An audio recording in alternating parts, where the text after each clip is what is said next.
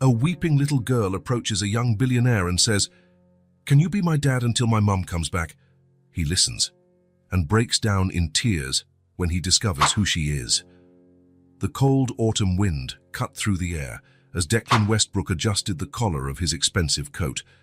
6 in the evening, and the sky was already growing dark, painting the downtown skyscrapers with an orange hue that would soon fade. There was no rush to get back to the empty apartment. There never was. Declan walked with firm steps and a distant gaze, as he did every day after leaving his office on the 30th floor of the mirrored glass building that dominated that part of the city. The people around him seemed to move in slow motion. Couples holding hands, men, friends laughing loudly, hurried families. A world to which he did not belong. At 38, Declan had achieved everything he had promised himself when he was just a boy sleeping in makeshift shelters. Money, power, respect. The boy who had to fight for every meal was now the owner of one of the largest investment firms on the East Coast. He stopped in front of a jewelry store window, not out of interest in the displayed pieces, but because his reflection in the glass reminded him of the man he had become. The impeccable suit, the watch that cost more than a car, the perfectly cut dark brown hair, none of it could hide the loneliness that grew inside him with each passing year. "Sir, would you like to see anything specific today?" A voice came from the shop's door. "No, thank you," he replied automatically, turning away. The storefront lights began to turn on, creating a brilliant corridor that seemed to mock his inner emptiness. How many times had he walked this same path? Hundreds, perhaps. And each time he felt more distant from the world around him. His mind was drifting between spreadsheets and numbers when he felt it, something tugging at his suit jacket. It wasn't a strong pull, but it was persistent enough to snap him out of his thoughts. Declan stopped abruptly, confused, and looked down. A small hand was holding the fine fabric of his suit. A dirty hand, with small scratches on the fingers. Declan turned and saw a little girl. She must have been about 5, maybe 6. She had messy, light brown hair, her face streaked with trails of dried and fresh tears that were still falling. She wore a dress that might have once been pink, but was now grimy and too big for her small frame.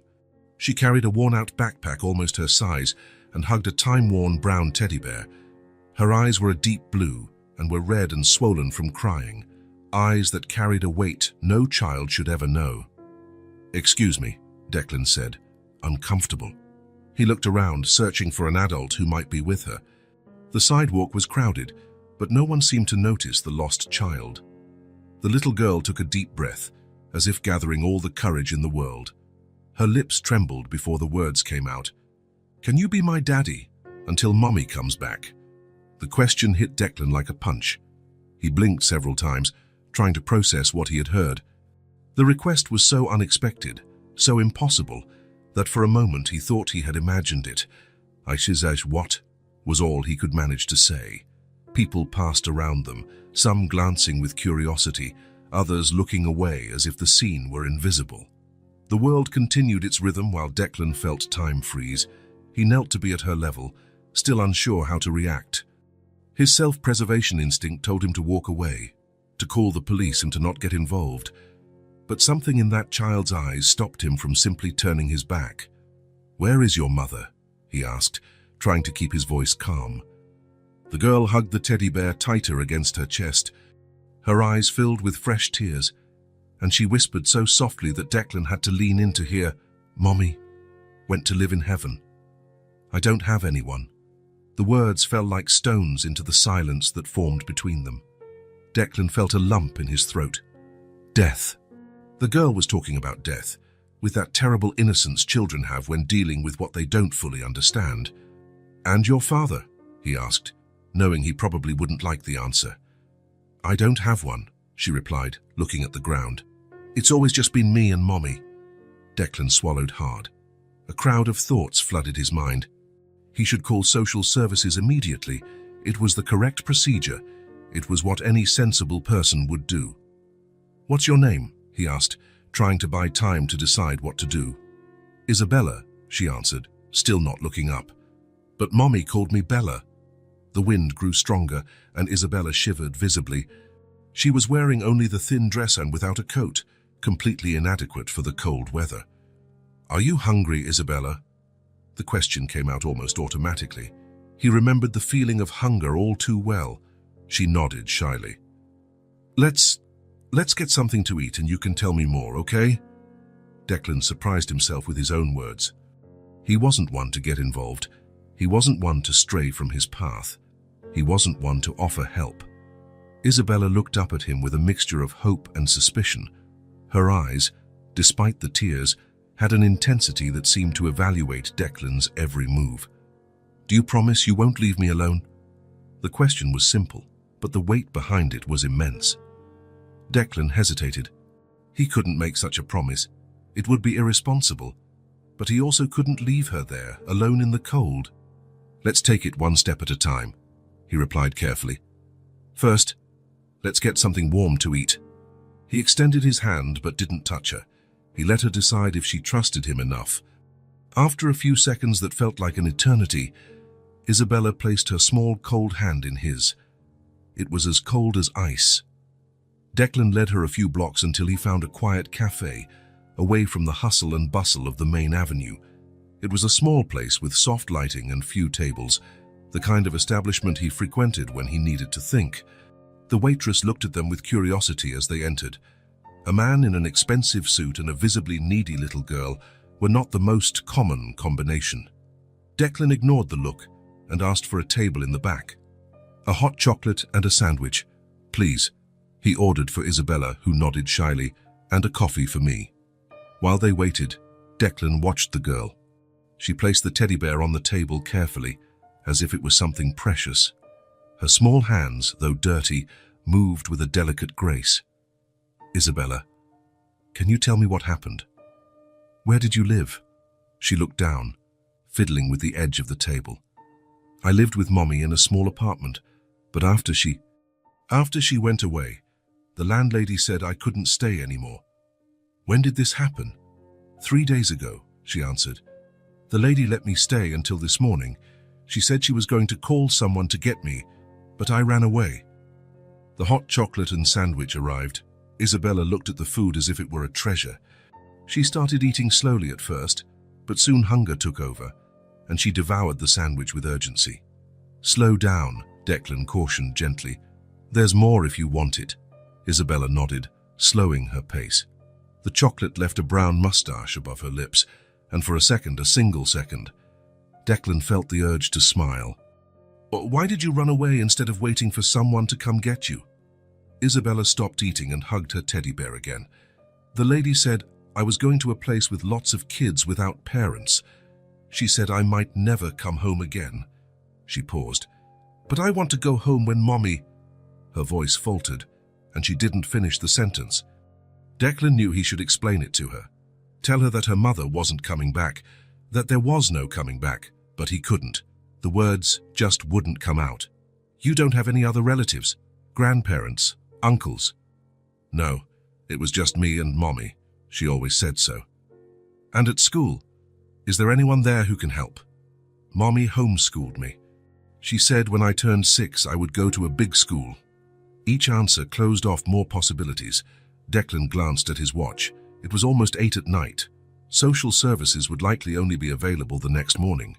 "Where have you been sleeping the last few nights, Isabella?" She shrugged her shoulders. "At our place. I would hide when the lady came. But today she found me and kicked me out." "And why did you choose me to ask for help?" Isabella looked up for the first time since they had started talking. There was something in the way she looked. Direct, honest, without the filters adults develop. "You looked sad, like me. And Mommy used to say that sad people understand other sad people." The answer completely disarmed Declan. He felt as if someone had pried open his ribcage and exposed his heart. How could a 5-year-old see what no one else did?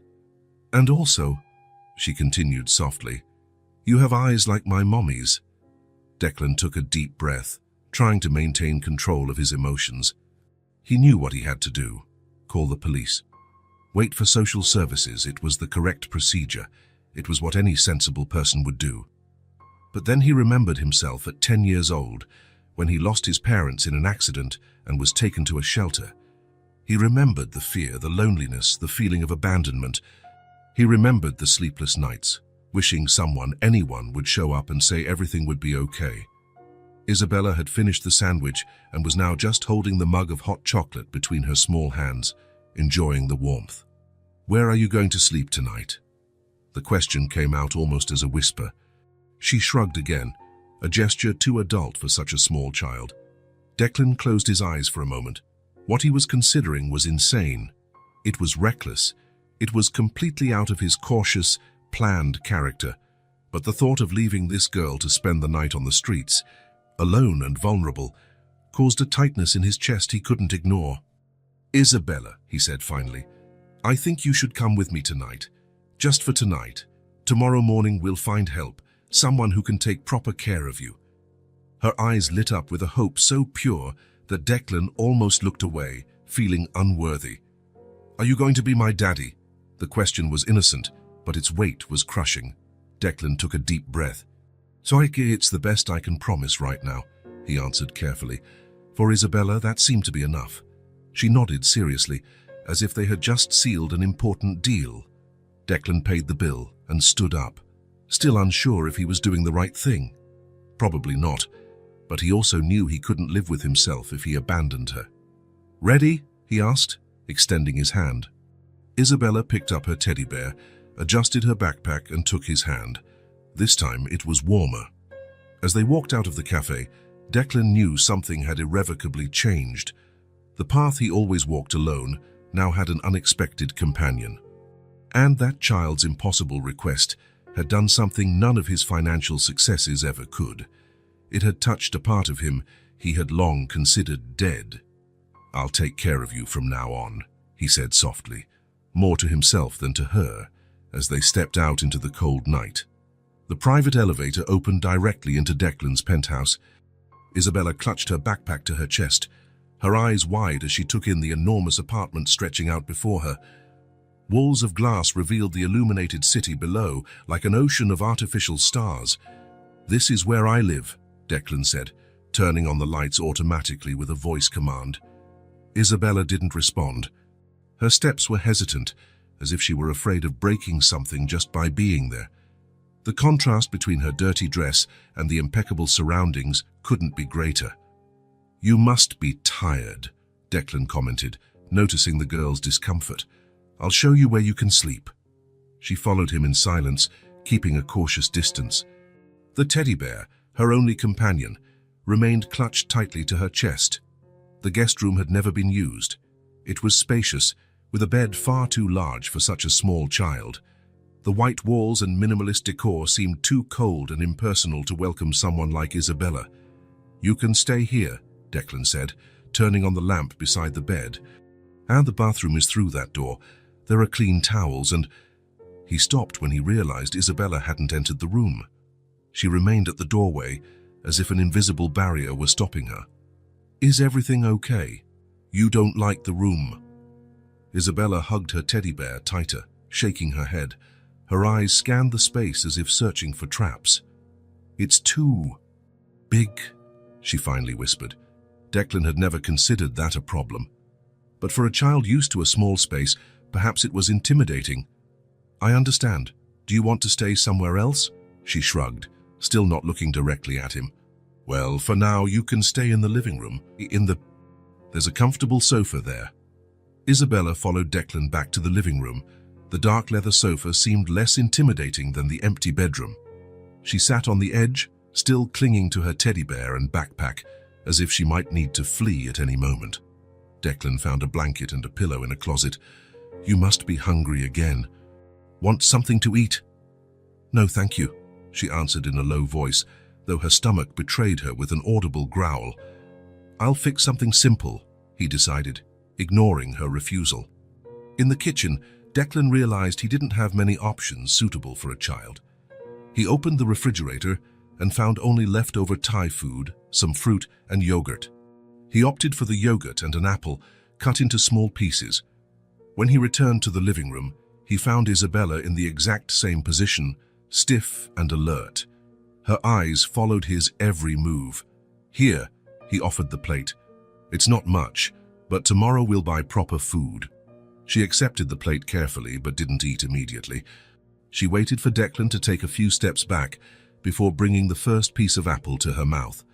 The silence between them was heavy. Not the kind of silence Declan was used to, the one he chose and enjoyed. This was different, laden with unspoken expectations and unexpressed fears. "Would you like to take a shower before you sleep?" he asked, trying to sound casual. Isabella nodded, but her face showed concern. Can I take Mr. Buttons?" "Mr. Buttons?" She held up the worn-out teddy bear slightly. "Oh, of course you can," Declan replied, almost smiling at the name. "I'll show you where everything is." In the hallway bathroom, he quickly explained how the shower worked and left clean towels on the counter. "There's soap and shampoo there. If you need help, just call. I'll be in the living room." Isabella nodded, still holding Mr. Buttons. When Declan left and closed the door, he stood outside for a few seconds. The sound of running water started, and he finally relaxed his shoulders a bit. Back in the living room, Declan wondered what he had done. In less than 3 hours, his organized and predictable life had been completely upended. Now there was an orphan in his apartment, a responsibility he was not prepared for. He picked up his phone several times, considering calling social services, even at that hour of the night. It would be the sensible thing to do. It would be the responsible thing. It would be the easiest thing. But every time he was about to dial, he remembered Isabella's eyes, the innocent question, "Mr. Buttons," and he couldn't do it. The sound of the water stopped, and a few minutes later, Isabella appeared in the living room. She was cleaner, with wet hair falling over her shoulders. She was still wearing the same dirty dress, as she had no other clothes. "Feeling better?" Declan asked. She nodded, still not speaking. She returned to the same spot on the sofa, this time wrapping herself in the blanket Declan had left. "Tomorrow we'll buy you new clothes." Isabella looked at him with suspicion, as if trying to understand his true intentions. "Why are you doing this?" she finally asked, her voice so low that Declan had to lean in to hear. The question caught him off guard. Why? Indeed. He didn't have an answer, or maybe he had too many, none of them simple enough to explain to a child. "Because you needed help," he replied simply. Isabella kept looking at him as if expecting more. When she realized nothing more was coming, she went back to hugging her teddy bear. "Mummy said that not all people are good," she said after a long silence. "She said not to trust strangers." "Your mother was right," Declan answered honestly. "That's good advice. But I trusted you." The statement hung in the air like both an accusation and a confession. "I'm trying not to disappoint your trust," he said, feeling the weight of the responsibility he had taken on. Isabella lowered her eyes to Mr. Buttons, adjusting one of the buttons that gave the bear its name. "Can you turn on that light?" She pointed to the nearest lamp. "I don't really like the dark." Declan granted her request. "Oh, I'll leave it on all night if you want." She thanked him with a nod and settled onto the sofa, pulling the blanket up to her chin. Her eyes were beginning to grow heavy with exhaustion. "Try to get some sleep," Declan suggested. "I'll be in that room over there if you need anything." He walked away, leaving his own bedroom door ajar. He lay on the bed without changing his clothes, exhausted but unable to sleep. The day's events replayed in his mind like a constant loop. The hours passed. The digital clock on the nightstand read 2:17 a.m. when Declan heard it. It was a low sound, almost imperceptible, a stifled sob, the kind someone makes when trying to cry without being noticed. He got up slowly and walked to the door. In the dim light of the living room, he could see Isabella sitting on the sofa, hugging her knees to her chest. Her shoulders trembled with silent crying. Declan hesitated. He didn't know how to comfort a child. He didn't know what to say to ease such a deep pain. He didn't know how to be what she needed. But he knew he couldn't just ignore it. He approached with soft steps so as not to startle her. "Isabella." She lifted her tear-streaked face, trying uselessly to dry her eyes with the backs of her hands. "Sorry," she whispered. "I didn't want to wake you." "You didn't wake me," he replied, sitting at a respectful distance. "I couldn't sleep." Silence returned, broken only by Isabella's occasional sobs. Declan didn't ask why she was crying. The answer was all too obvious. "I miss my mommy so much." she said finally, the words coming out choked with restrained emotion. So much. The simple sincerity of the confession hit Declan like a wave. He remembered when he lost his own parents, the emptiness he felt, the sensation of being completely alone in the world. "I know," he replied softly. "I know you do." Isabella wiped away another tear. "When is Mommy coming back from heaven?" The question broke something inside him. How do you explain to a 5-year-old that some departures are final? How do you talk about death without destroying the little hope she had left? "Isabella," he began, choosing his words carefully, "when someone goes to heaven, they can't come back." She stared at him, processing the information. Her large eyes reflected the dim light of the lamp. "Never ever, never ever," he confirmed gently. Fresh tears welled up, silent and heavy. Isabella hugged Mr. Buttons tighter, as if he could protect her from the truth. "But you can always remember her," Declan continued. "You can always feel the love she had for you." Isabella didn't answer. She continued to cry, her small body shaking with the effort of holding back her sobs. Declan felt an impulse to touch her, to offer some physical comfort. But he held back. He respected her space, her grief, her distrust. Instead, he just remained there, a silent presence beside her. It was then that he realized he was scared. Not the kind of fear he knew well, of failing in business, of making wrong decisions, of losing money. This was a new and different fear. The fear of caring, of making room in his life for someone, of letting someone else's story become intertwined with his. For the first time in years, Declan Westbrook felt something beyond ambition or the satisfaction of achieved goals. He felt compassion, and that terrified him more than any financial crisis ever could. "Can you stay here?" Isabella's small voice brought him back. "Just until I fall asleep." Declan nodded, unable to deny that simple request. "I'll stay right here," he promised. "Try to get some sleep." Isabella lay down again, still holding the teddy bear. Her eyes remained open for some time, fixed on the ceiling before finally giving in to exhaustion. Declan watched her sleep, seeing how her breathing gradually calmed. On her sleeping face there were still traces of tears, but there was also a momentary peace, a truce in the silent battle she was fighting against the cruel reality she had encountered so early. And he stayed there, sitting on the floor next to the sofa, afraid to move away and break the promise he had made. Fearing even more what would happen when the sun rose and he had to decide what to do next. The morning light filtered through the large windows of the penthouse, creating luminous patterns on the dark wood floor. Declan woke with a start, realizing he had fallen asleep sitting on the floor, next to the sofa where Isabella was sleeping. His neck ached from the uncomfortable position. He stood up slowly, trying not to make a sound. Isabella was still sleeping soundly, clutching Mr. Buttons, the blanket wrapped around her small body. Declan checked his watch. 7:15 a.m. Normally, at this hour, he would already be on his second coffee and reviewing emails on his way to the office. But today, nothing would be normal. He went to the kitchen and made coffee. While the machine worked, he picked up his phone and sent a message to his assistant. "I won't be in the office today. Personal matter. Reschedule all meetings." The reply came almost immediately. "Of course, Mr. Westbrook. Is everything all right?" "Nothing to worry about," he typed, knowing it was a lie. He drank his coffee in silence, watching Isabella sleep.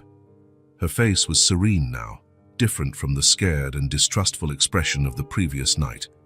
She seemed even smaller in the daylight, even more fragile. Around 8 o'clock, she began to stir. She opened her eyes slowly, confused by the unfamiliar surroundings. For a moment, her face showed panic, until she saw Declan and seemed to remember where she was. "Good morning," he said, keeping his distance. Isabella sat up, rubbing her eyes. "Good morning," she replied in a low voice. "Did you sleep well?" She nodded, still hugging her teddy bear. "Are you hungry? I can make you something to eat." Isabella looked around as if searching for something. Can I go to the bathroom first?" "Of course." Declan pointed down the hall. "It's the second door." While she was in the bathroom, Declan rummaged through the kitchen. He had few foods suitable for a child. He found cereal, milk, and some fruit. It would have to do for now. Isabella returned, still wearing the same dirty dress. Her hair was messy, but she had tried to fix it with her hands. I made some cereal with milk. Do you like it? She approached the table cautiously and climbed onto the chair. She nodded affirmatively. Thank you, she said softly, starting to eat. Declan sat on the other side of the table, giving her space. He watched how she ate slowly, careful not to spill anything. Isabella, he began, trying to sound casual. We need to buy some things for you. New clothes, shoes, a toothbrush. What do you think? She stopped eating for a moment, looking at him cautiously. Why? The question caught him off guard. Why would a child question getting new things? Well, you need clean clothes, and other things too. Isabella lowered her eyes to the bowl. The landlady said I was going to a place where they would give me old clothes from other kids. Declan understood then. She still thought she was being taken to a shelter. We're not going to that place today, he said carefully, avoiding making promises he couldn't keep. Today we're just going to buy what you need. She didn't seem entirely convinced, but continued eating in silence. After breakfast, Declan realized another problem. He didn't have a car with a child seat, and he didn't know how to transport Isabella safely. He decided to call a private car service that offered vehicles with child seats. We're leaving in a few minutes, he explained to Isabella. The car is coming to pick us up. She nodded, looking nervous at the idea. When the car arrived, Isabella held her backpack and Mr. Buttons tightly to her chest, as if afraid someone would take them from her. In the elevator, she stood as far away from Declan as possible, leaning against the wall. The morning was clear but cold. Isabella shivered when they left the building. Declan took off his own coat and put it over her shoulders, even though it was far too big. Thank you, she murmured, almost disappearing under the fabric. The driver was waiting for them. He was a middle-aged man with a kind expression. Good morning, Mr. Westbrook, he greeted, opening the door. Isabella stopped, looking at the car with suspicion. It's okay, Declan assured her. We're just going shopping. She got in hesitantly and allowed Declan to help her with the child seat safety belt. During the ride, Isabella remained silent, watching the city through the window. Her eyes registered everything: the tall buildings, the hurried people on the sidewalks, the colorful shop windows. Where are we going? She finally asked. To a mall, Declan replied. There are several stores there where we can find what you need. When they arrived, the mall had just opened. There were few people, which was a relief to Declan. Isabella got out of the car carefully, still wrapped in the oversized coat. Shall we go in? Declan asked, offering his hand. Isabella looked at his extended hand but didn't take it. Instead, she stayed very close to him, almost touching his side, like a small, silent shadow. They entered a large department store. The children's section was on the second floor. Declan had never bought children's clothes before and felt completely lost among the colorful racks. Can I help you? A saleswoman approached, smiling. Yes, please, Declan replied, relieved. We need, well, everything, really. Clothes, shoes, pajamas. The saleswoman looked at Isabella, noticing the dirty dress under the large coat. Her smile faltered for a moment, but she maintained her professionalism. Of course, what's her size? Declan looked at Isabella, realizing he had no idea. She's 5, he answered, as if age were a size measurement. The saleswoman smiled kindly. Let's check for the right size. Come with me, dear. Isabella shrank back, clinging to Declan's leg. It's okay, he assured her. She's just going to help us find clothes that fit you. Isabella looked at the saleswoman with suspicion, but allowed her to guide them to the fitting rooms. Declan followed closely, feeling a strange anxiety at being separated from her, even by a few feet. The saleswoman was patient and gentle, respecting Isabella's space. She brought several simple items: t-shirts, pants, dresses, light jackets, and a soft pajama set. You can choose the colors you like, Declan told Isabella when the saleswoman showed them the options. Isabella seemed confused by the idea of choosing. She looked at the clothes as if it were a test she could fail. The purple one is pretty, she said finally, pointing to a t-shirt. Do you like purple? Declan asked, filing the information away. She nodded shyly. Then we'll get the purple things, and other colors too, so you have options. The saleswoman smiled and set aside more items in shades of purple and lilac. Isabella tried on some clothes, emerging from the fitting room in a purple t-shirt and jeans that fit her perfectly. "What do you think?" Declan asked. Isabella looked at herself in the mirror, touching the new fabric with her fingertips as if she couldn't believe it. "It's pretty," she said softly. "Want to wear it now? We can ask them to remove the tags."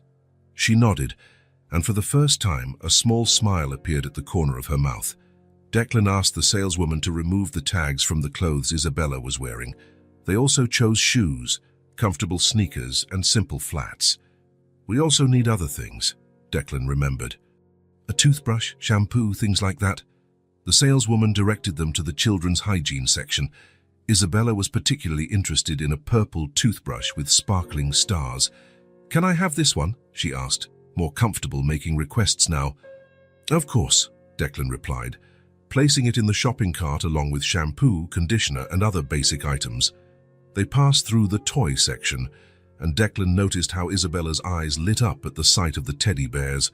He picked up a particularly soft caramel-colored one. "Do you think Mr. Buttons would like a friend?" Isabella looked at the new bear and then at her own, worn with time. After a moment of consideration, she shook her head. "He likes being the only one," she explained seriously. Declan smiled at the unexpected answer and put the bear back on the shelf.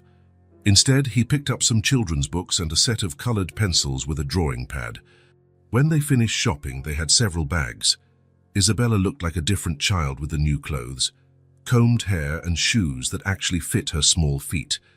They left the store and walked through the mall. It was almost lunchtime. "Are you hungry?" Declan asked. Isabella nodded.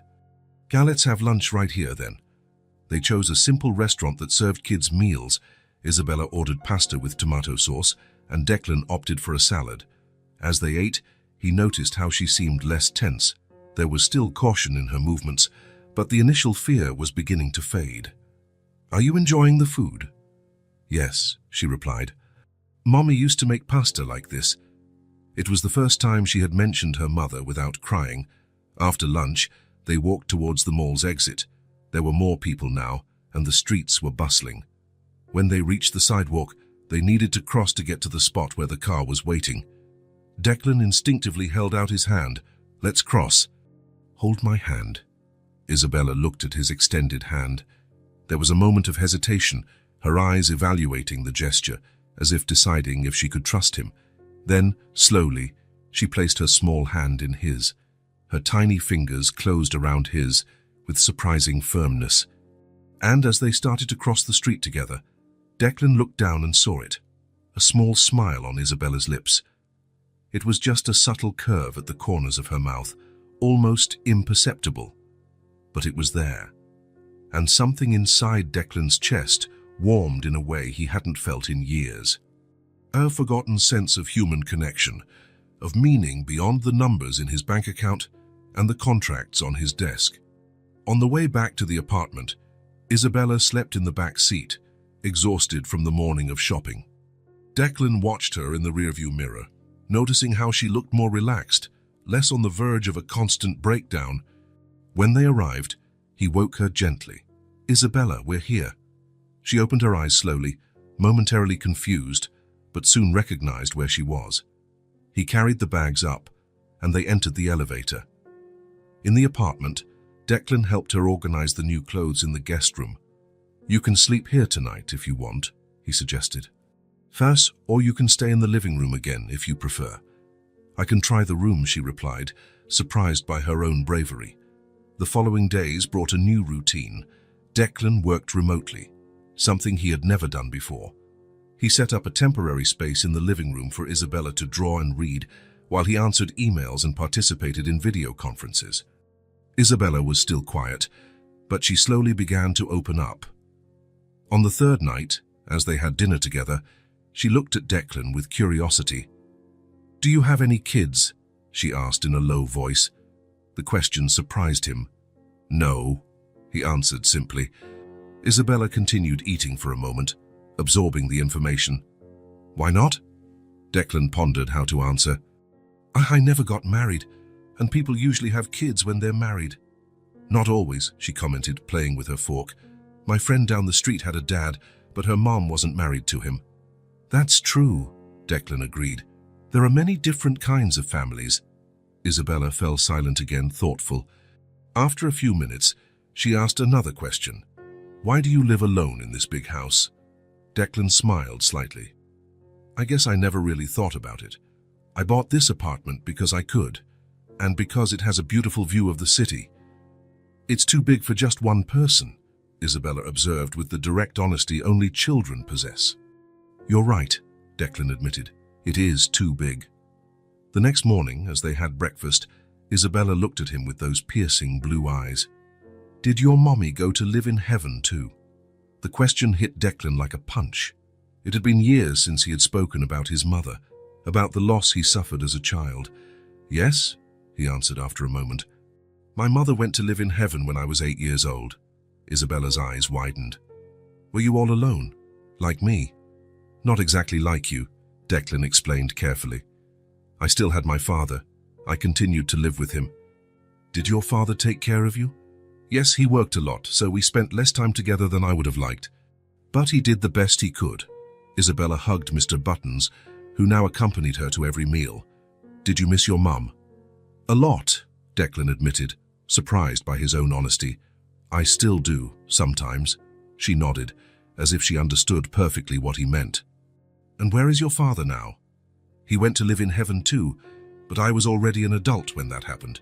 Isabella processed the information, her face too serious for someone so young. So you were all alone again? The question was simple, but the answer was complex. Declan had built his life, his company, his financial empire. But as for true human connections, I had my work, my colleagues, he replied. But yes, in a way I was alone. Isabella reached her small hand across the table and, to Declan's surprise, lightly touched his fingers. Now you have me, she said, with the profound simplicity of childhood. And I have you. The comment caught him completely off guard. Declan felt something catch in his throat, an emotion he couldn't name. He didn't know how to respond, so he just nodded, accepting that simple truth. In the days that followed, the questions continued. Isabella wanted to know everything about him, his work, his home, his favorite foods. Each answer seemed to build a bridge between them, closing the initial distance.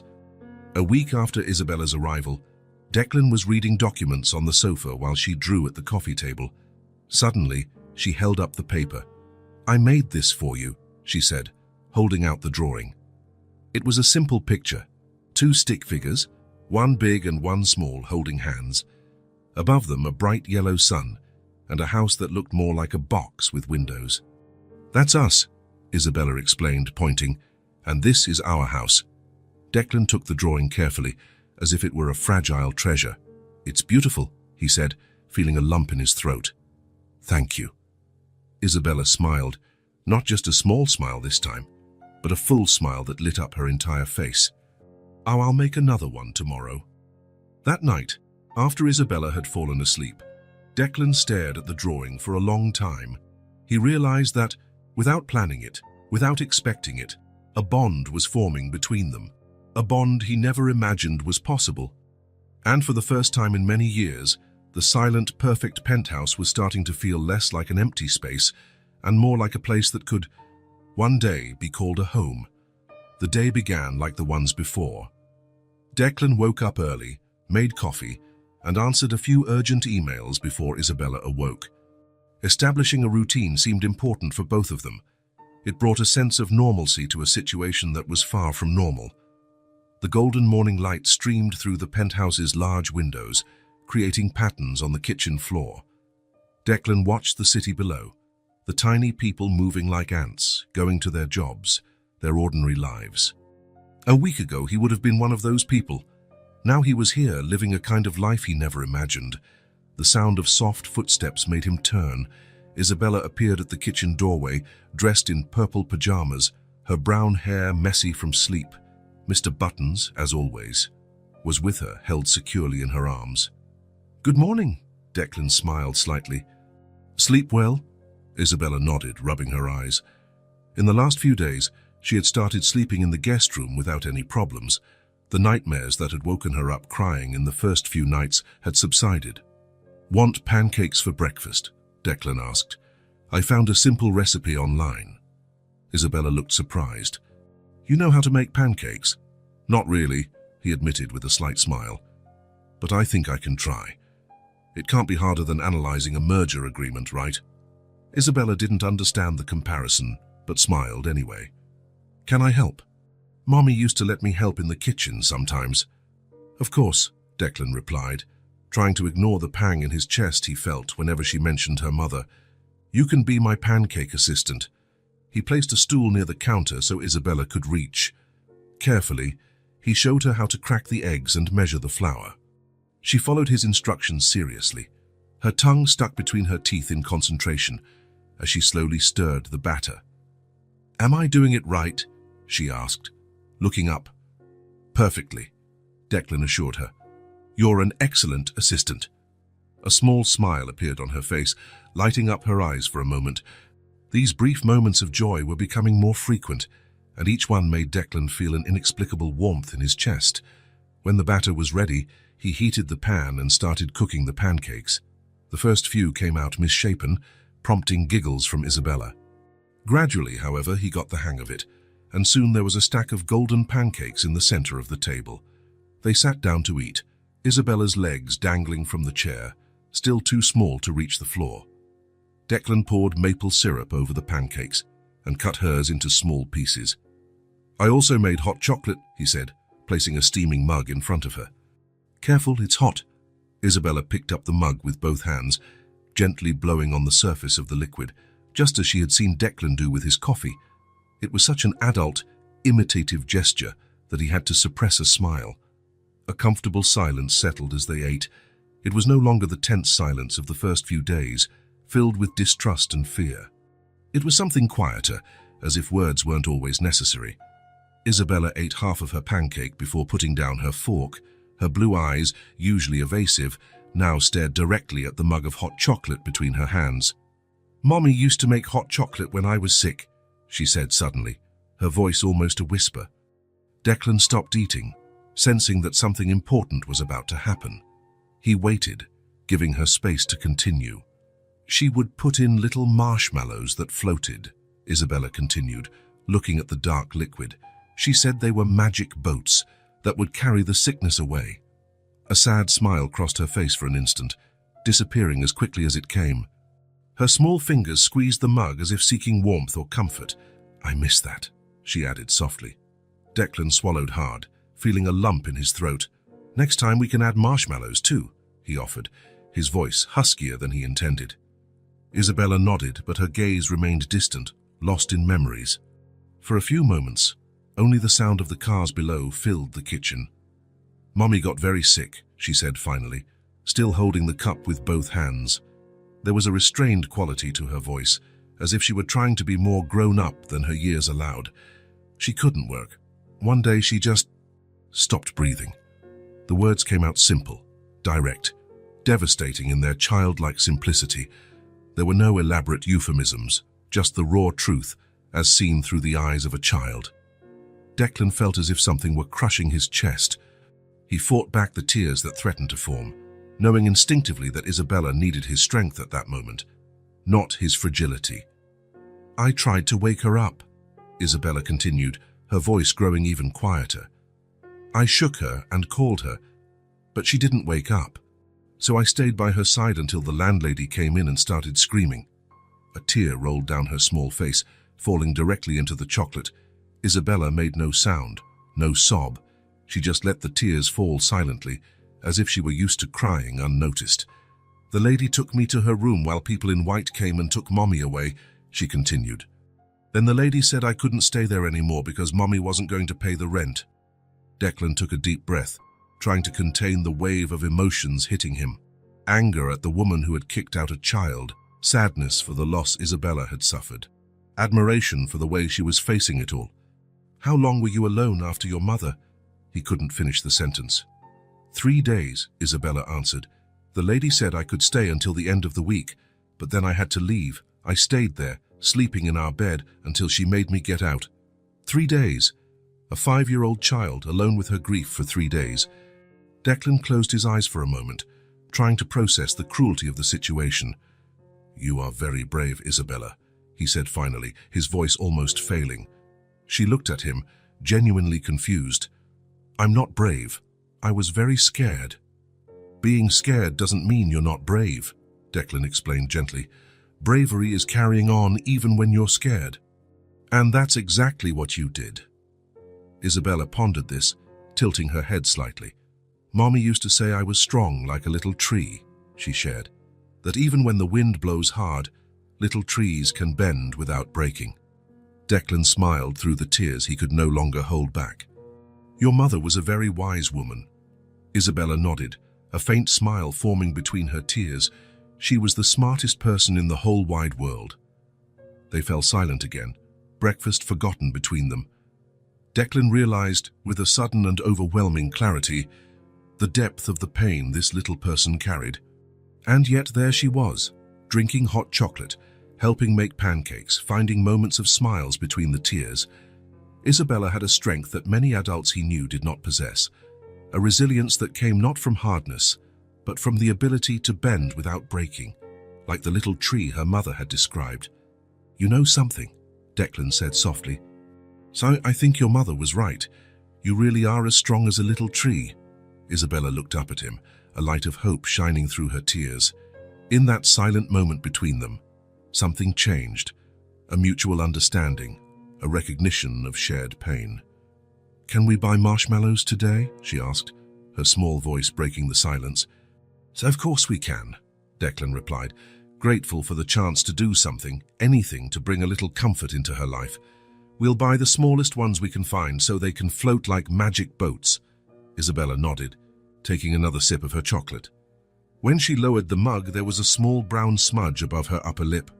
A chocolate mustache, so innocent and childlike that it contrasted painfully with the forced maturity of her earlier words. Declan realized then that, despite everything she had been through, Isabella was still just a child who needed marshmallows shaped like boats, pancakes for breakfast, someone to listen to her, and who, above all, cared. And in that simple moment, on an ordinary morning, he silently promised himself that he would be that person for her, for as long as it took. The doorbell rang at 10 o'clock on Thursday morning. Declan was in the middle of a video conference, discussing the details of an important acquisition. Isabella was drawing quietly at the coffee table, Mr. Button sitting beside her like an attentive supervisor. The unexpected sound made Declan frown.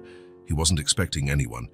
In the nearly 10 days since Isabella had arrived, he had kept the outside world at a distance, creating a temporary bubble where only the two of them existed.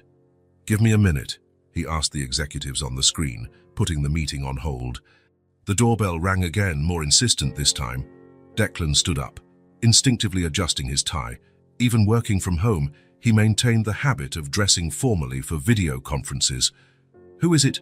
Isabella asked, looking up from her drawing. "I don't know. Stay here. I'll go see." Declan walked to the door, an uneasy feeling growing in his stomach. When he looked through the peephole, he saw a man and a woman in the hallway.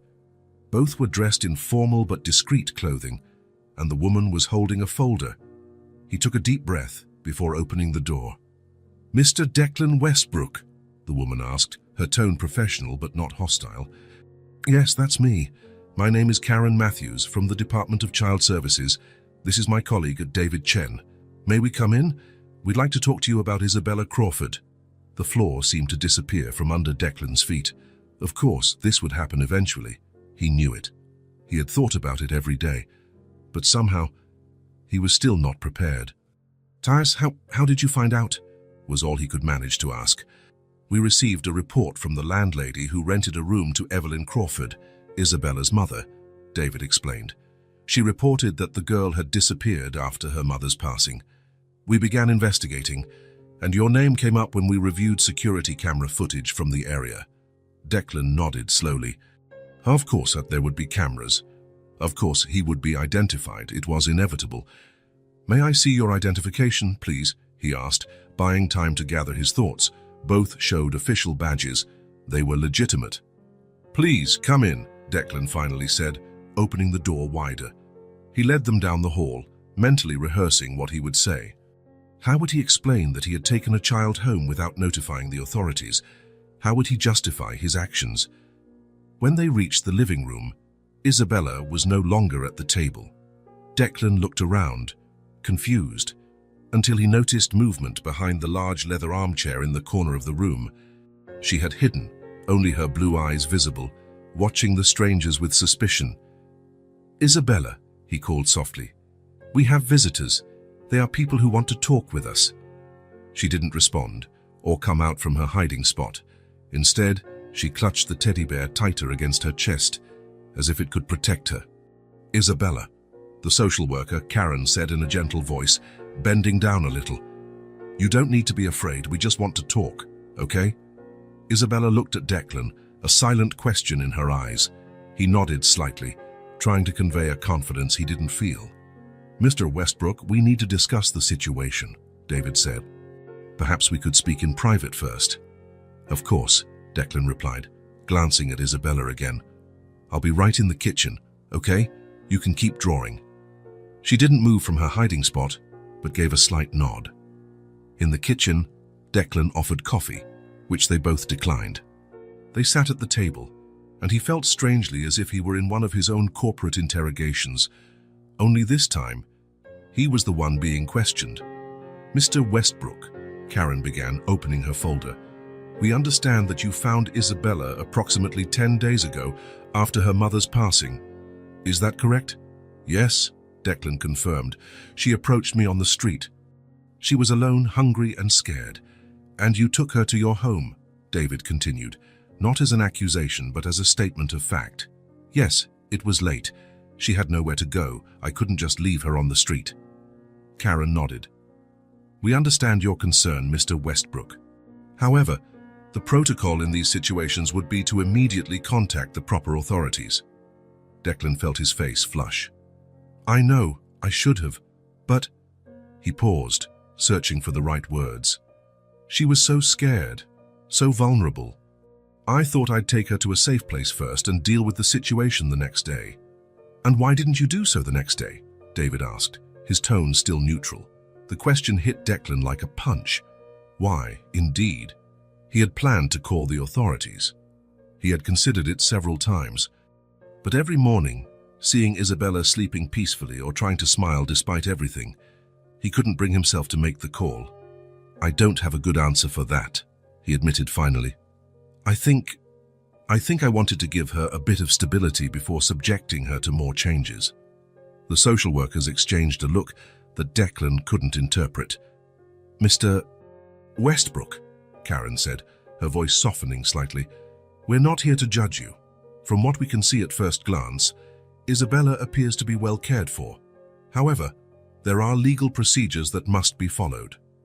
"I understand," Declan replied, feeling a growing weight in his chest. "Do you have any relation to Isabella or her mother, Evelyn Crawford?" David asked. "No," Declan replied automatically. Then he hesitated, remembering something Isabella had said. "Actually, I knew Evelyn many years ago. We were friends." Again, the social workers exchanged glances. "Does Isabella have any other relatives?" Declan asked. "That's what we're trying to determine," Karen explained. "So far, we haven't identified any living relatives. Evelyn Crawford was an only child. Her parents are deceased. There is no father listed on Isabella's birth certificate." Declan absorbed the information, feeling a contradictory mix of relief and concern. With no relatives, where would Isabella go? "So what happens now?" he asked, his voice lower than he intended. "We need to speak with Isabella," David replied, "assess her situation, her well-being, and then determine the best course of action." "Can she stay with me in the meantime?" Declan asked, trying to keep his tone casual as if the answer didn't matter as much as it truly did. "Mr. Westbrook," Karen said gently, "you have no legal relationship with Isabella. You are not a relative, not a designated guardian. Legally, we cannot simply leave her here." The words felt like stones in Declan's stomach. "But she's safe here," he argued, a rising desperation in his voice. "She's well cared for.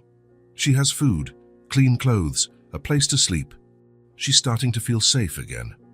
"We understand that," David replied, "and we will take everything into consideration. But there are procedures. Isabella will need to go to a temporary foster home while the case is evaluated." "An orphanage, you mean?" Declan said, unable to hide the bitterness in his voice. "A temporary shelter," Karen corrected gently. "So, where she will be well cared for until a permanent solution is found." Declan closed his eyes for a moment, trying to control his emotions. When he opened them again, his expression had changed. He was no longer the confused, defensive man. He was the determined executive who had built an empire. "What do I need to do for her to stay with me?" he asked directly. Karen seemed slightly taken aback by the change in tone. "Well, there are procedures to become a temporary or permanent guardian, evaluations, interviews, background checks." "I am willing to go through all of it," Declan said firmly. "I want to formally apply for custody of Isabella. Temporary or permanent, whatever is possible." The social workers looked at each other again, and Declan realized his sudden determination had surprised them. "Mr. Westbrook," David said cautiously, "becoming a child's guardian is not a decision one makes on a whim. It is a huge responsibility." "I know exactly what I'm asking for," Declan interrupted, "and I am prepared to take on that responsibility." Karen studied his face for a moment, as if trying to gauge his sincerity. "You can begin the process," she said finally, "but I must warn you that it is lengthy and rigorous, and there are no guarantees." "I understand," Declan replied. "Declan, but I will do everything in my power." "For now," David added, "we still need to follow protocol. Isabella will have to come with us today." The reality of those words hit Declan like a cold wave. Today, they were taking her today. "Can I at least prepare her?" he asked, his voice almost pleading. "Can I explain what's happening?" "She's been through so much," Karen nodded sympathetically. "Of course, and you can help her gather her things. We will also allow regular visits while the custody process is evaluated." Declan stood up from the table, feeling both numb and hyper-alert. He walked back to the living room, where Isabella was still partially hidden behind the armchair, watching everything with attentive eyes. He knelt to be at her level. "Isabella," he began softly, "we need to talk." She emerged slightly from her hiding spot, still clutching Mr. Buttons. "Who are they?" she whispered. "They're people who help children," Declan explained, choosing his words carefully. They came to make sure you're okay." "I'm okay here," she replied immediately, her eyes filling with tears. "With you." The lump in Declan's throat grew, making it hard to speak. "I know, but there are rules. They need to take you to a special place for a little while." Isabella's face turned pale. "The place with lots of kids with no parents." "Something like that," Declan admitted, hating himself for not being able to protect her from this. "But it's temporary. I'm doing everything I can so you can come back." Her lips trembled. "Promise." Declan wanted to promise. More than anything in the world, he wanted to guarantee her that everything would be okay, but he couldn't lie. "I promise I will do everything I can," he said finally. "Absolutely everything." Isabella looked at him for a long moment, as if trying to decide whether to believe him. Then, surprisingly, she reached her arms out to him. Declan hugged her, feeling her small body tremble against his. "Let's pack your things," he said gently when they separated. "And Mr. Buttons, of course." He helped her put her clothes and the few belongings in the backpack she had brought, now accompanied by a small suitcase with the new clothes they had bought together. Isabella remained silent throughout the process, just holding the teddy bear tightly to her chest. When they returned to the living room, the social workers were waiting patiently. Karen smiled at Isabella, who partially hid behind Declan's leg. "Hello, Isabella," Karen said gently. "My name is Karen. We're going to take a little trip today, all right?" Isabella didn't answer, just hugged the teddy bear tighter. "She can take Mr. Buttons, right?" Declan asked, trying to keep his voice steady. "Of course," David replied. "She can take all her personal belongings." Declan knelt again, lightly holding Isabella's shoulders. "Remember what I said? This is temporary. And I will visit you whenever they let me. She nodded, a tear rolling down her small face. I need you to be strong now, Declan continued, his own voice nearly breaking. Like the little tree, remember? That brought a trembling smile from Isabella. It bends but doesn't break, she whispered. Exactly.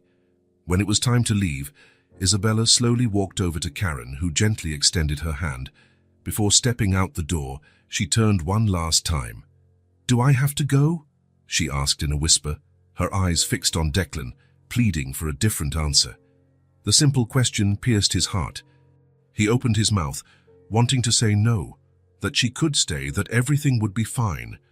But the words wouldn't come, because it would be a lie, and he had promised himself never to lie to her.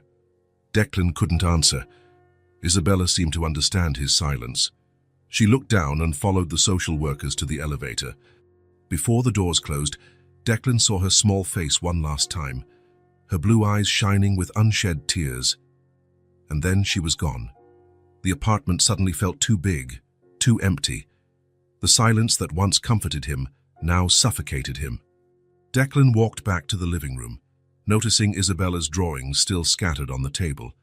One of them showed two figures holding hands, one big and one small under a smiling sun. He picked up the phone and called his lawyer.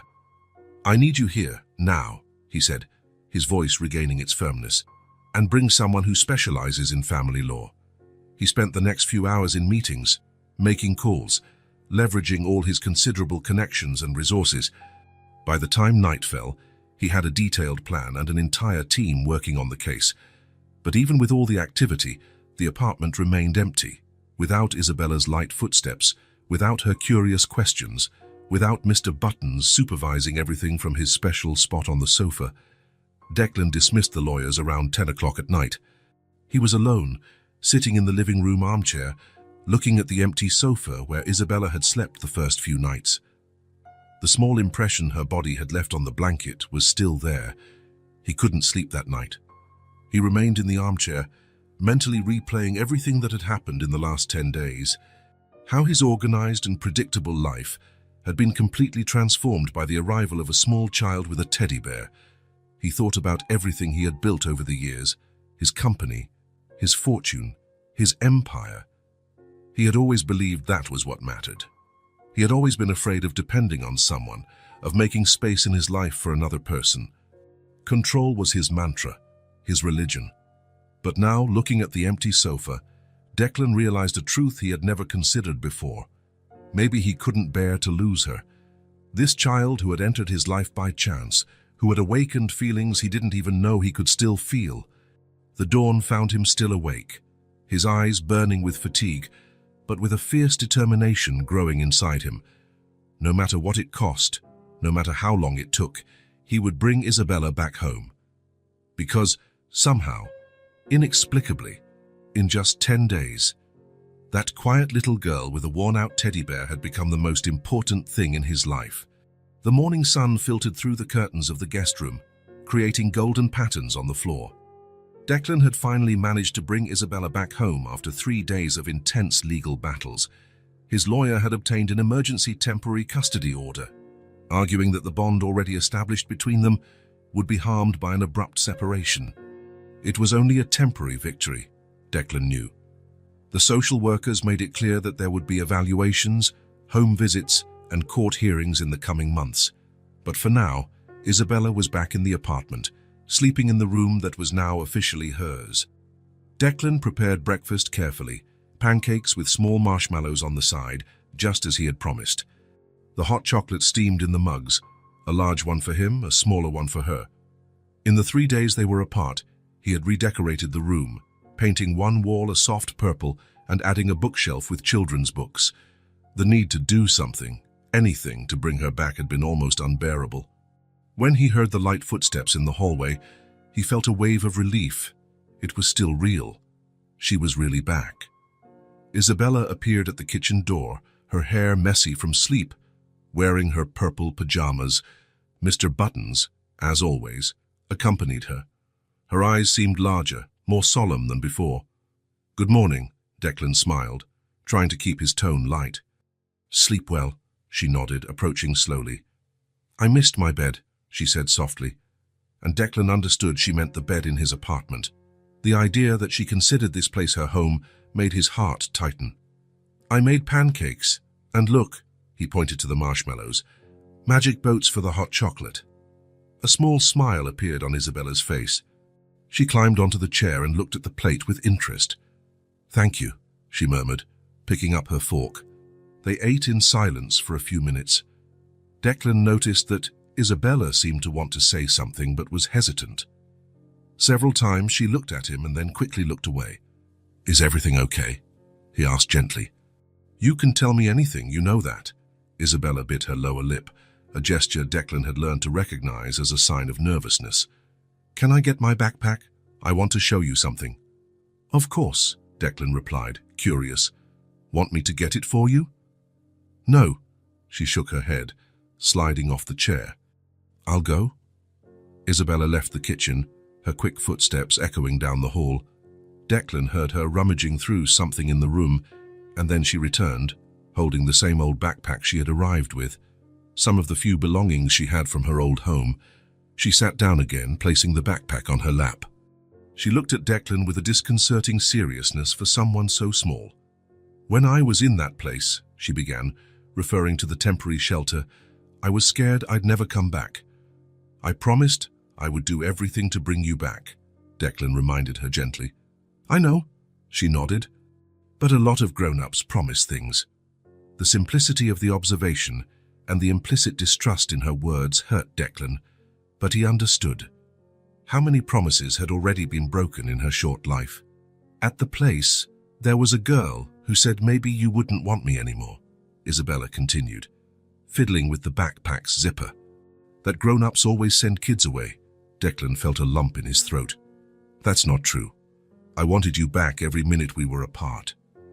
Isabella studied his face for a moment, as if searching for the truth in his features. Then, seemingly satisfied with what she saw, she opened the backpack. "The social worker lady said you're trying to be my guardian," she said, the word clearly new to her vocabulary. "Yes," Declan confirmed. "I'm doing everything I can so you can stay with me permanently." Isabella nodded again, absorbing the information. Then, carefully, she pulled something out of the backpack. It was a photograph, folded and a bit worn at the edges, as if it had been held many times. "Mommy always said I needed a good daddy," she explained, smoothing the photograph with her small fingers. "She said that one day I would meet someone special who would take care of me." Declan listened, surprised by the revelation. "How do you think she meant you?" Isabella asked, looking at him with those huge, solemn eyes. I don't know," Declan answered honestly. "How could I?" Isabella considered this for a moment, then carefully unfolded the photograph. "This is my mommy," she said, holding the photo out to him. "What do you think she would have liked you?" Declan took the photograph carefully, curious to see the woman who had raised a child as incredible as Isabella. When his eyes fell on the image, however, he felt as if the floor had vanished from beneath his feet. The world around him seemed to disappear. The sound of the traffic below, the ticking of the clock on the wall. Everything dissolved into a stunned silence as he stared at the face in the photograph. Evelyn. Not just any Evelyn, but his Evelyn. The smile he knew so well, the eyes that held the same intensity as Isabella's, the brown hair that fell in waves over her shoulders. It was a more recent photo, of course. Evelyn looked to be in her late 20s, not the 20-year-old girl he had known in college, but it was unmistakably her. "Are you okay?" Isabella's voice brought him back to reality. "Why are you crying?" Declan hadn't even realized that tears had started streaming down his face. He tried to speak, but his voice failed him. He wiped his eyes with the back of his hand and took a deep breath, trying to compose himself. He began, his voice hoarse with emotion. "I knew your mommy, Isabella." The girl's eyes widened. "Really?" "Yes," Declan nodded, still looking at the photograph and unable to tear his gaze away. "We were very close when we were young." "Were you friends?" Isabella asked, leaning forward, a new light of interest in her eyes. Declan looked up from the photograph to Isabella's face. How had he not noticed before? The same eyes, the same shape of her face. Even the way she tilted her head when she was curious. It all reminded him of Evelyn. "We were more than friends," he answered honestly, feeling he owed it to Isabella and to Evelyn. "We dated for a while, in college." Isabella's eyes filled with an almost painful curiosity. You dated my mommy." Declan nodded, feeling long-buried memories awaken as if they had happened yesterday. The first meeting in the library, the walks across campus holding hands, the discussions about the future, about dreams, about what they wanted from life. "Yes," he said softly. "I loved her very much." Isabella processed the information slowly, her expression a mixture of confusion and something resembling hope. "Why did you stop dating?" she finally asked. It was a simple question, but the answer was too complex for a 5-year-old. How could he explain that he had chosen ambition over love? That when Evelyn spoke of moving to a small town, of working with art and education instead of pursuing wealth and status, he had been terrified at the thought of giving up his plans. "We had different ideas about what we wanted from life," he replied, simplifying as much as possible. "I wanted one thing, and your mother wanted another." "And you had a fight?" Isabella asked, frowning. "Not exactly," Declan replied, remembering their last conversation. It hadn't been a fight. It had been worse, a slow drifting apart, a mutual but painful separation. "So we went our separate ways, and you never saw her again?" Declan shook his head. "No, I lost touch."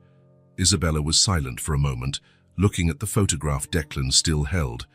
Then, surprisingly, she smiled. "Mommy always said that nothing happens by accident," she commented. "She said that all the people we meet have a reason for coming into our lives." The simplicity and depth of the observation hit Declan like a wave. It sounded exactly like something Evelyn would say. Her philosophy had always been like that, finding meaning in connections, believing in intertwined destinies. "She was right," Declan said softly. "Your mother was always very wise." Isabella reached out, touching the photograph lightly. "Do you think that's why I found you? Because Mommy wanted me to?" The innocent question carried an immense weight. Declan looked at Isabella's hopeful face and at Evelyn's image, feeling something click into place inside him, a piece of a puzzle he didn't even know he was assembling. Maybe," he answered honestly. "I can't explain how, out of all the people on that busy street, you chose me to ask for help." "I already told you." Isabella smiled shyly. "You looked sad, like me, and you had eyes like my mommy's." The coincidence, if it was just that, seemed too great to be ignored. Declan looked at the photograph again, at Evelyn's face, and felt a wave of conflicting emotions. Sadness for the loss of someone who had once meant so much, regret for the paths not taken, and a strange feeling that, somehow, Evelyn had found a way to reconnect them, even after her departure. "My mommy would like you now," Isabella stated with the certainty only children possess. "You're different from what she used to say." "She talked about me?" Declan asked, surprised. "Sometimes," Isabella nodded. "She had a picture of you too, a really old one.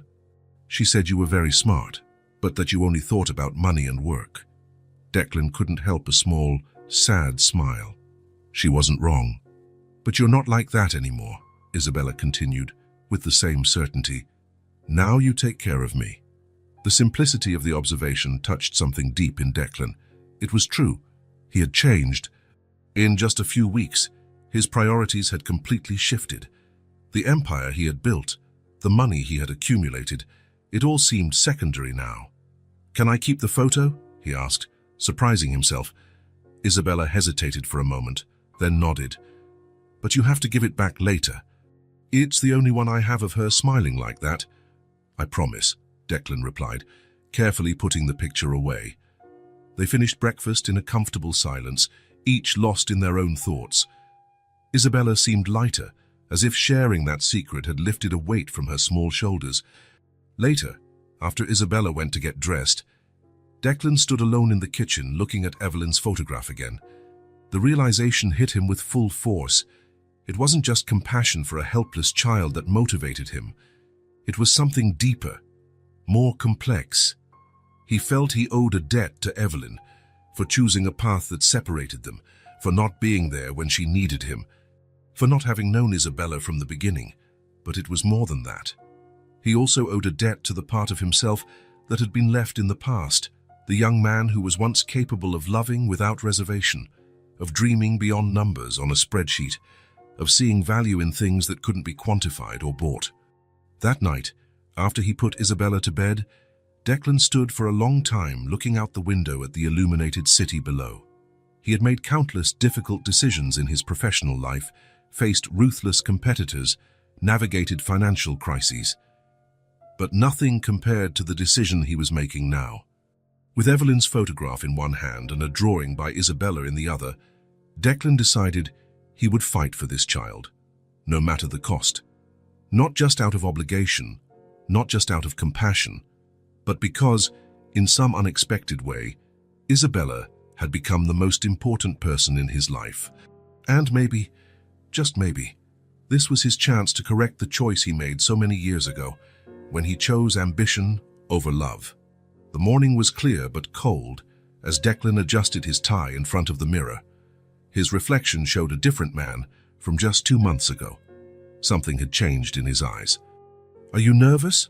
asked Thomas, his lawyer, as he organized the documents. "More than I've ever been," Declan admitted, looking at the imposing stone building through the car window. 6 weeks had passed since the revelation about Evelyn. 6 weeks of intense preparation, psychological evaluations, visits from social workers, and countless meetings with lawyers. The temporary custody had been extended, allowing Isabella to continue living with him while the adoption process ran its course. Karen, the social worker who had become an unexpected ally, was waiting for them on the courthouse steps. Beside her was Isabella, wearing a simple purple dress, her hair in a neat braid. Mr. Buttons, as always, was in her arms. "Good morning," Declan smiled, kneeling to be at Isabella's level. "Did you sleep well at Karen's house?" Isabella nodded. They had agreed it would be better for her to spend the previous night with the social worker to avoid any appearance of undue influence before the hearing. "You look beautiful," he commented, noticing how she looked both small and solemn in her formal dress. "You too," she replied, adjusting his tie with her small fingers, a gesture she had learned to do on mornings when she saw him getting ready for important meetings. The hearing room was smaller and more welcoming than Declan had imagined. Isabella was taken to an adjacent room by a child psychologist, where she would wait until she was called. "I'll be right here," Declan assured her when she hesitated at the door. "And we'll be together again soon." Isabella clutched Mr. Buttons to her chest and followed the psychologist, looking back one last time. Judge Harrington was a middle-aged man with graying hair and a stern expression, but surprisingly kind eyes. After the initial formalities, it was Declan's turn to speak. "Mr. Westbrook," the judge began, "I understand you are petitioning for the full adoption of Isabella Crawford. Is that correct?" "Yes, Your Honor," Declan replied, his voice firm. "And could you explain to the court how you came to know the child?" Declan took a deep breath and began to tell the story, how Isabella had approached him on that cold night, how he had felt an immediate responsibility to protect her, how a bond had slowly formed between them. "And subsequently," the judge continued, "it was discovered that you knew the child's biological mother." "Yes, Your Honor. Evelyn Crawford and I were very close during college." "Can you elaborate on that relationship?" "Evelyn and I dated for almost 2 years," he began, feeling long dormant memories surface. "So she was studying art and education, I business and finance. We were very different, but somehow we complemented each other." "And what happened to that relationship?" "We broke up when we were graduating," Declan explained, his voice thick with emotion. "Evelyn wanted to follow a more meaningful path, to work with children, to make a difference in small communities. I was obsessed with corporate success, with building a fortune." "And you lost contact with her?" "Completely," Declan admitted, "something I deeply regret now." The judge studied him before continuing. "Mr. Westbrook, the social worker's report mentions that you are a single man, dedicated to your work, with no prior experience with children. What makes you believe you are prepared to raise Isabella?" "Your Honor, "I won't pretend to know everything about being a father," he began, choosing his words carefully. "And yes, my life before was centered on work. But Isabella changed that. She changed everything." Declan paused, searching for the right words. "Evelyn was important in my life, not just as a girlfriend, but as someone who tried to show me there was more to the world than financial success. At the time, I wasn't ready to listen, but I think a part of me always knew she was right." The judge watched him intently without interrupting. "Isabella came into my life at a time when I had everything I thought I wanted, yet I still felt empty. She didn't just fill that void, she showed me it was bigger than I had imagined. In just a few weeks, she became an essential part of who I am today." "And how exactly do you plan to balance your demanding career with raising a child?" the judge asked. "I've already started making significant changes," Declan explained. "I've delegated several responsibilities, hired a COO to manage the day-to-day operations of the company. I'm working from home 3 days a week, and Isabella is already enrolled in a school near our apartment." The questioning continued for nearly an hour. Questions about values, education, plans for the future. Declan answered each one with a sincerity that surprised even himself. When the judge finally said he would like to meet Isabella, Declan felt a wave of anxiety. The psychologist brought Isabella into the room. She seemed even smaller in the formal setting, but walked with a surprising dignity for a 5-year-old. "Hello, Isabella," the judge smiled, softening his expression. "Do you know why we're all here today?" She nodded seriously. "To decide if I can stay with Declan forever." "And is that what you want?" Isabella looked at Declan before answering. "Yes, he takes care of me, and I take care of him too." The judge smiled at the response. "And how do you take care of him?" "I remind him to eat when he's working too hard," she explained seriously. "And sometimes he gets sad thinking about Mommy, so I show him the drawings I made to make him happy again." A soft murmur went through the room. Even the state's attorney seemed touched. "I see," the judge nodded. "And do you miss your mother?" Isabella's eyes filled with tears, but she maintained her composure. "Every day. But Declan helps me remember her in a way that doesn't hurt so much." Then came the moment no one had anticipated. Isabella got down from her chair and walked over to where Declan was sitting. Without a word, she reached out her hand to him. When Declan held Isabella's small hand, a profound silence fell over the room.